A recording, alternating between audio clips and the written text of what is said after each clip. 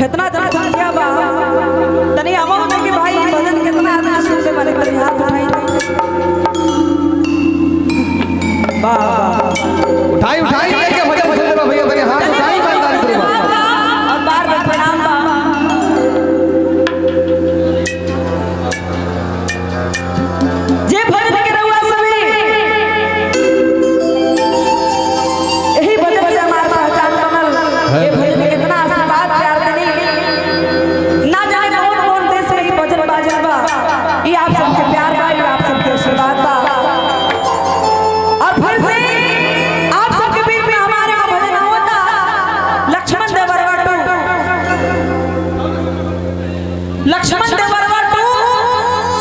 भजन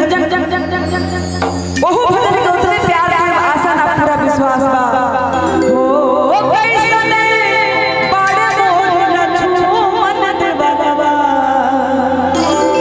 हां कैसने बड़े मोर लक्ष्मण देवरवा खबरवा तने कहां भैया हो अच्छा लगा हो के तक तुम हाथ उठा के ताली बजा के चले आए भजन जरूर हुआ सब सुनब एफडी भक्ति फटाफट म्यूजिक के माध्यम से और समिति के जे भी सदस्य लोग बा वो सब लोग से आग्रह बने कि मंच पर पानी की व्यवस्था करवा दिया मंच पर पानी की व्यवस्था करवा दिया तो चले आए भजन के माध्यम से आगे बढ़ल जाओ मैया जान के पूछत तरी कहली कि बाबू ईमान महाराज से पूछत तड़ी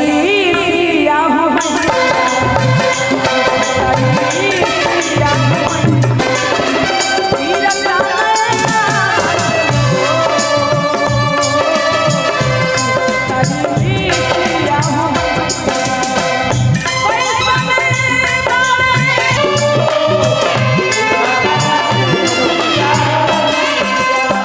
और आइए अरदास के दौर में आप हैं प्रमुख साहब नितेश सिंह जी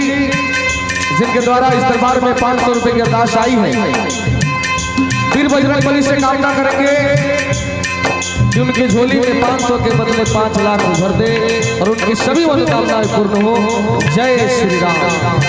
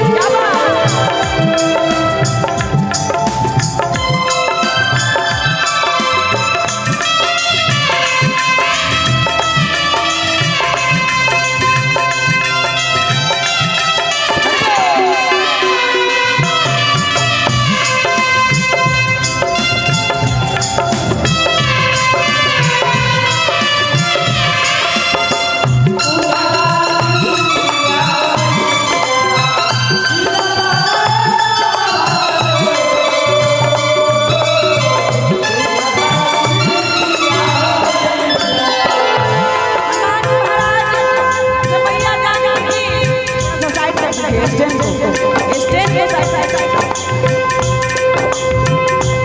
मैया जाने के कहली कि है हनुमान अब कितना कष्ट सही लंका नगरी में कितना दुख हुआ जाकर प्रभु जी कही हो केतना ले सही हम पतिया विपतिया विपतिया